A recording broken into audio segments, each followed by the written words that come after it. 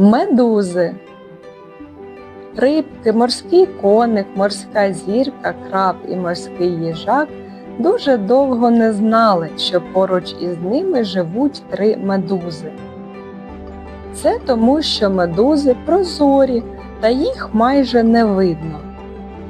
Красуні ображалися через те, що їх не помічають. Тоді морський їжак пошив для них 3 рожеві сукні. Тепер подруг помічають, але не розрізняють. Тож морський їжак пошив нове вбрання, різнокольорові сукні. Тепер усі медузи щасливі.